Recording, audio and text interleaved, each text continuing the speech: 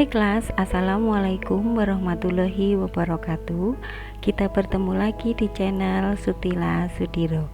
Pada kesempatan ini, Ibu akan memberikan materi tentang listrik arus searah atau direct current pada bagian sumber-sumber arus DC, rangkaian listrik DC, arus listrik, dan hambatan listrik. Oke kelas, mari kita mulai. Sumber listrik arus searah atau DC terdiri dari beberapa macam. Antara lain yang pertama adalah elemen elektrokimia. Elemen elektrokimia terdiri dari elemen primer dan elemen sekunder. Elemen primer contohnya adalah elemen volta, elemen danil, elemen kering, dan sebagainya. Elemen primer ini biasanya digunakan pada alat yang memerlukan daya listrik kecil seperti radio, kalkulator, jam, HP, dan sebagainya. Untuk keperluan tertentu, baterai dibuat khusus dengan besar tegangan yang disesuaikan dengan alatnya. Misalnya pada tegangan 3 volt, 6 volt, atau 9 volt. Sedangkan elemen sekunder biasanya disebut juga sebagai akumulator atau aki. Biasanya alat ini digunakan pada sepeda motor atau mobil yang membutuhkan daya listrik cukup besar namun arus dari tegangan kecil. Contoh, aki dengan tegangan 6 volt dan arus 10 ampere per jam atau yang lainnya. Sumber listrik yang kedua adalah termoelemen. Termoelemen pada prinsipnya adalah mengubah energi panas menjadi energi listrik. Termoelemen ini memanfaatkan perbedaan suhu untuk mengubah energi panas menjadi energi listrik. Namun, termoelemen ini belum dapat dimanfaatkan dalam kehidupan sehari-hari karena arusnya relatif kecil. Sumber yang ketiga adalah generator arus searah atau generator DC. Generator DC ini pada prinsipnya adalah mengubah energi mekanik menjadi energi listrik arus searah. Terdiri dari generator penguat terpisah, generator shunt, generator kompon. Sumber listrik arus searah yang lain adalah sel surya atau solar cell atau disebut juga sel fotovoltaik. Prinsipnya adalah mengubah energi cahaya matahari menjadi energi listrik. Sel surya ini terbuat dari bahan semikonduktor tipe P yang dilapisi dengan bahan semikonduktor tipe N dan kemudian dilapisi kaca yang sangat tipis. Akibat cahaya matahari yang menembus lapisan bahan tersebut mengakibatkan elektron bebas terlepas sehingga terjadi beda potensial antara kedua bahan tadi. Besar tegangan tidak tergantung pada kuat tidaknya cahaya matahari, tapi ditentukan oleh garis tengah sel. Contoh pemanfaatan sumber listrik sel surya ini bisa kita lihat pada kalkulator tipis yang menggunakan solar cell. Oke kelas, mari kita lanjutkan. Pada rangkaian listrik DC, arus listrik merupakan pergerakan partikel-partikel bermuatan yang melalui suatu titik pada suatu rangkaian. Pada prinsipnya, rangkaian listrik terbagi menjadi dua, yaitu rangkaian terbuka dan rangkaian tertutup. Ini adalah gambar rangkaian listrik terbuka. Rangkaian terbuka ini merupakan suatu rangkaian yang belum dihubungkan dengan sumber tegangan.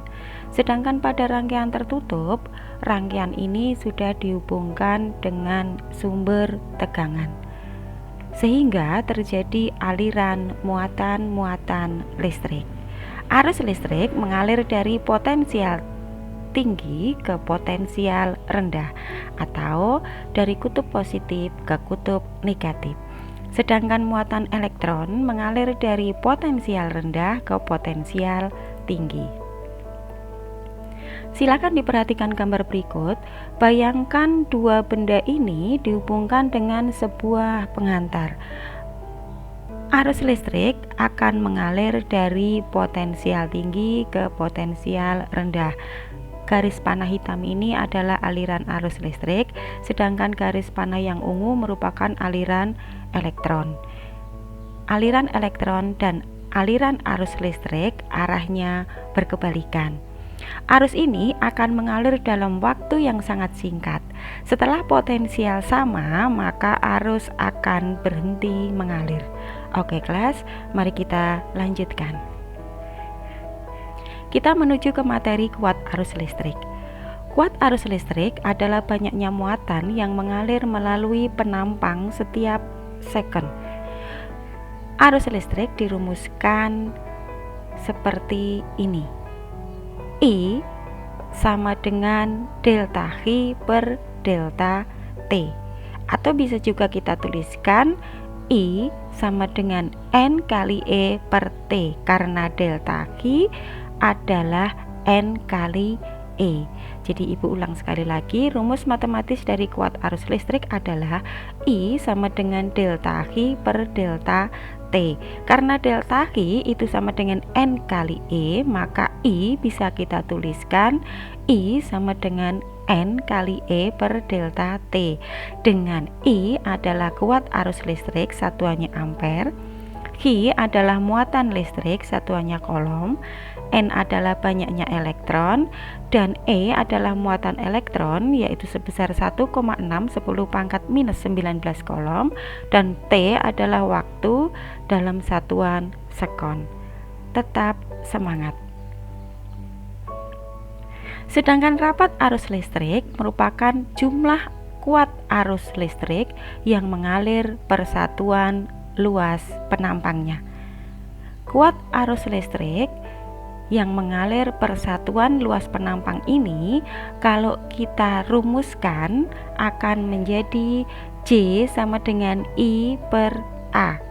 Rumus matematis ini merupakan rumus matematis dari rapat arus listrik, dengan J adalah rapat arus, I adalah kuat arus listrik, dan A adalah luasan. Mari kita lanjutkan. Ibu ada contoh soal. Di sini disebutkan kuat arus listrik sebesar 0,2 mA mengalir pada sebuah penghantar dengan luas penampang 0,2 mm persegi. Pertanyaannya adalah, berapakah rapat arus listrik tersebut? Berapakah muatan yang mengalir pada penghantar selama setengah jam? Dan yang terakhir ditanyakan, jika muatan elektron diketahui 1,6 kali 10 pangkat minus 19 coulomb, maka berapa banyak elektron yang mengalir selama setengah jam? Oke, mari kita tulis dulu apa saja yang diketahui dari soal ini.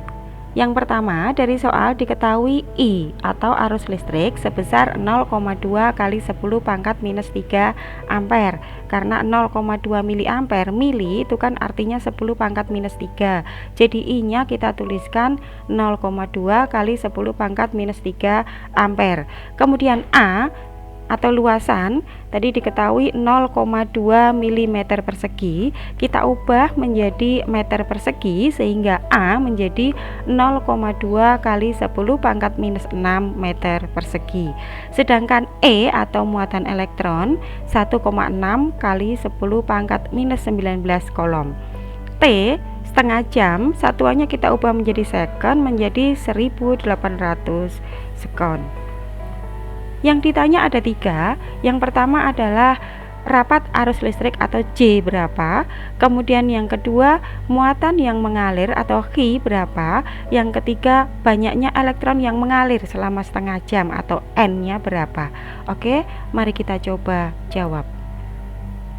Kita coba jawab yang pertama dulu, rapat arus listrik. Rapat arus listrik dirumuskan J sama dengan I per A. Kita masukkan angkanya, I diganti dengan 0,2 kali 10 pangkat minus 3 sesuai yang diketahui ini.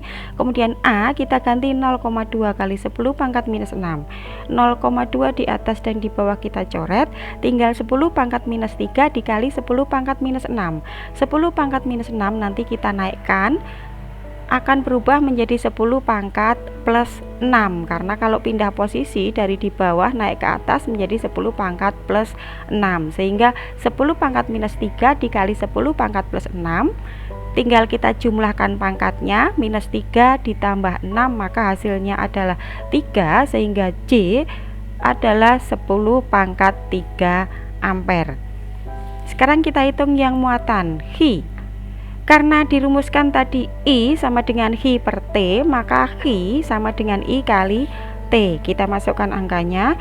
I-nya adalah 0,2 kali 10 pangkat minus 3, sedangkan T-nya 1800. Di sini Ibu tuliskan menjadi 18 kali 10 pangkat 2, artinya sama. 18 kali 10 pangkat 2 ini artinya 18 dikali 100, atau 18 nanti ada 02 atau 1800. Jadi kita tinggal kalikan 0,2 dikali 18, jawabannya adalah 3,6. 10 pangkat 3 dikali 10 pangkat 2, tinggal kita jumlahkan pangkatnya, minus 3 ditambah 2 masih sisa minus 1, maka hasilnya menjadi 3,6 kolom.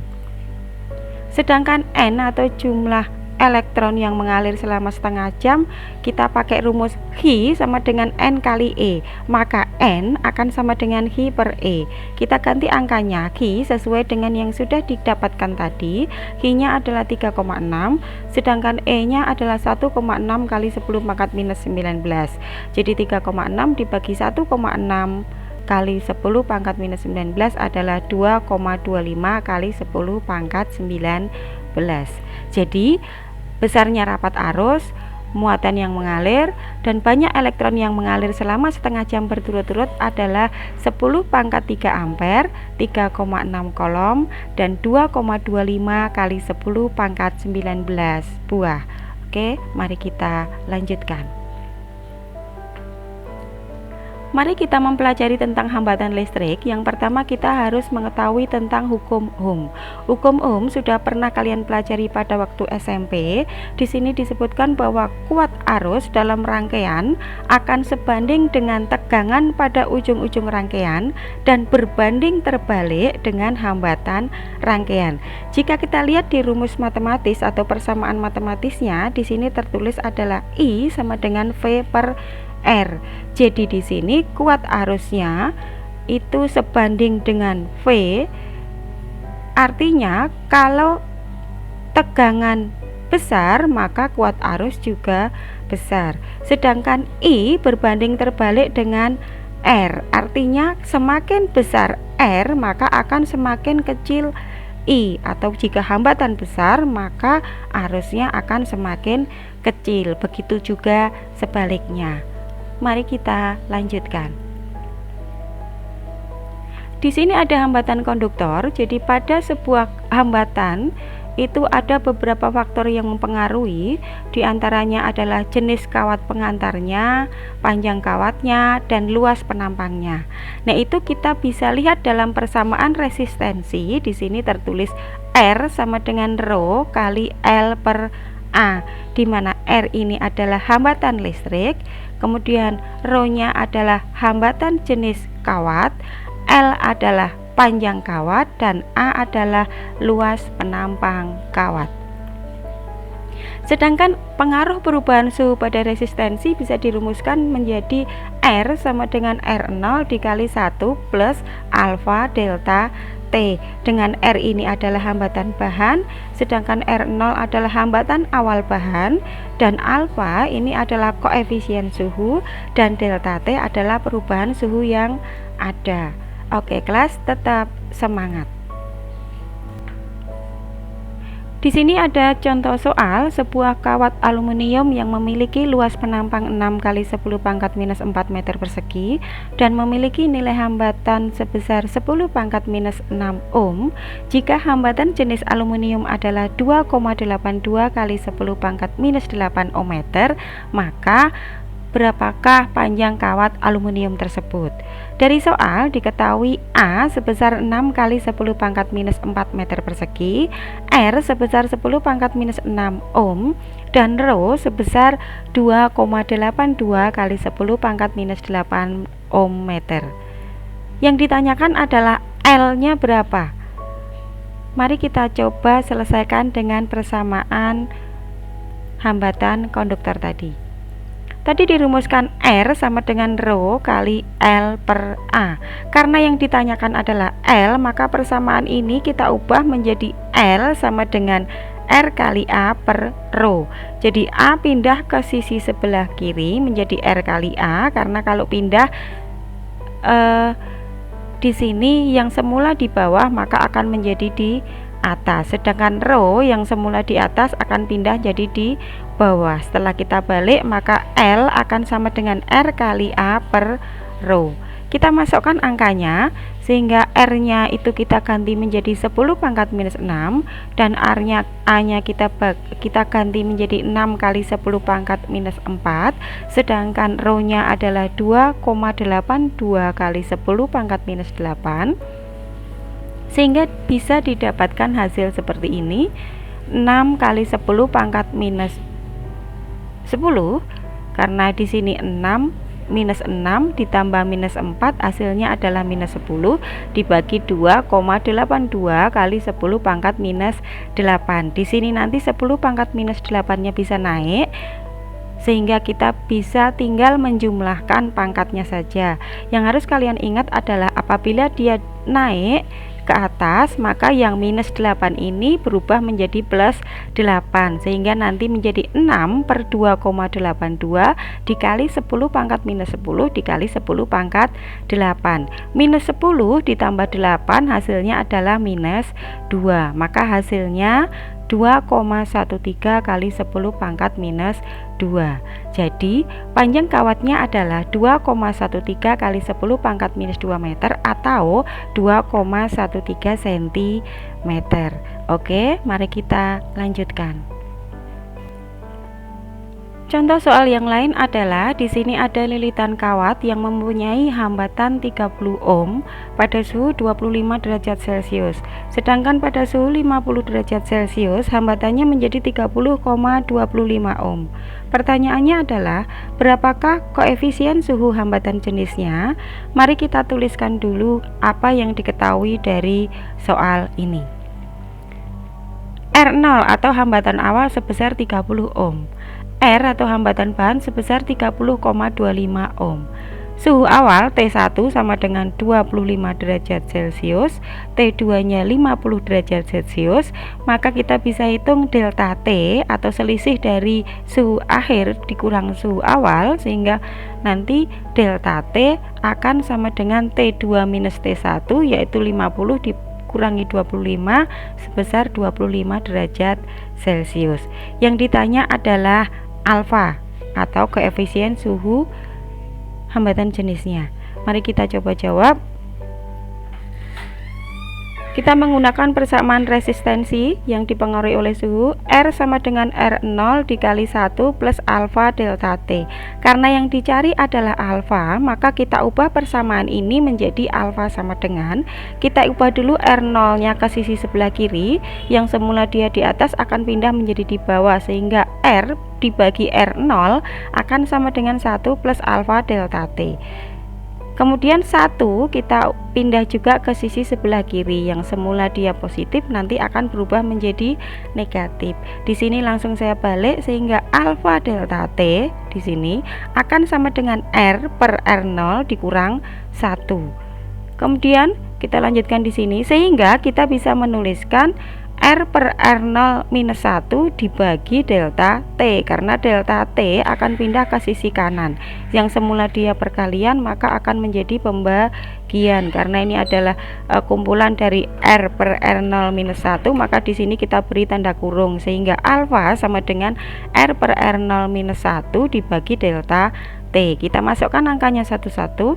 Alfa akan sama dengan R per R0 minus 1 dibagi delta T. R kita ganti dengan 30,25, R0 kita ganti menjadi 30, kemudian delta T kita ubah menjadi 25. 30,25 dibagi 30 adalah 1,008, sehingga alfa menjadi 1,008 dikurangi 1 dibagi 25, yaitu 0,008 dibagi 25.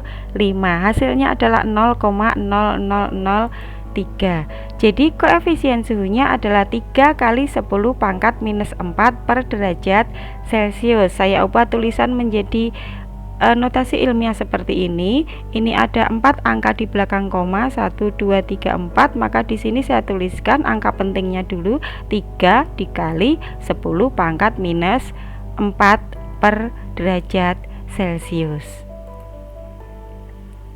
Terima kasih atas perhatian kalian. Pesan ibu selalu jaga jarak, cuci tangan dengan sabun, pakai masker jika keluar rumah, tetap semangat, jaga stamina, jaga kesehatan. Sampai ketemu pada video pembelajaran berikutnya. Assalamualaikum warahmatullahi wabarakatuh.